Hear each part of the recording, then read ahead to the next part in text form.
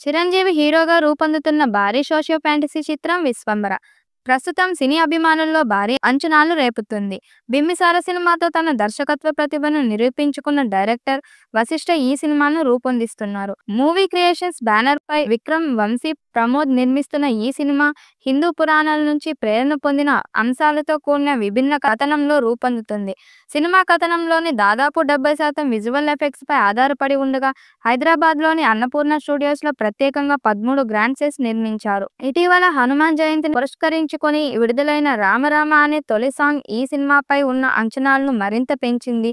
త్వరలోనే రెండో పాటను విడుదల చేయడానికి సన్నాహాలు చేస్తున్నారు. ఈ పాటకు కీరవాణి సూపర్ మాస్ ట్యూన్ ఇచ్చాడట.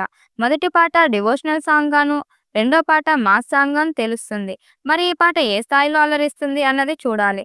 ఇక 'రామరామ' అంటూ సాగిన మొదటి పాటకు సూపర్ రెస్పాన్స్ వస్తుంది. కీరవాణి స్వరపరిచిన ఈ భక్తమయ గీతాన్ని రూపొందించేందుకు మేకర్స్ ఏకంగా 6 కోట్లు వెచ్చించారంటే పాట ఎంత గ్రాండ్గా తీర్చిదిద్దారో అర్థమవుతుంది.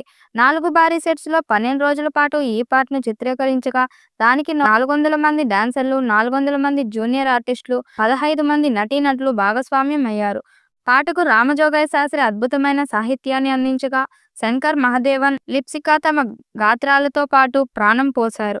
సోఫీ మాస్టర్ లలిత సోబి కొరియోగ్రఫీ పట్ల తీసుకున్న శ్రద్ధ పాటను ఒక విజువల్ ఫీస్ట్గా మార్చింది. చిరంజీవి సరసన త్రిష కృష్ణన్ కథానాయికగా నటిస్తుంది. వీరిద్దరూ గతంలో స్టాలిన్ 2006 సినిమాల్లో కలిసి కనిపించారు. ఆ తర్వాత మళ్ళీ ఇప్పుడు 'విశ్వంబర'తో జంటగా తెరపైకి రాబోతున్నారు. ఆషికా రంగనాథ్, ఇషా చావ్లా, రమ్య, కునాల్ కపూర్ తదితరులు కీలక పాత్రల్లో కనిపించనున్నారు. ఎడిటింగ్ బాధ్యతలు కోటగిరి వెంకటేశ్వరరావు, సతీష్ కోమరెడ్డి నిర్వహిస్తున్నారు.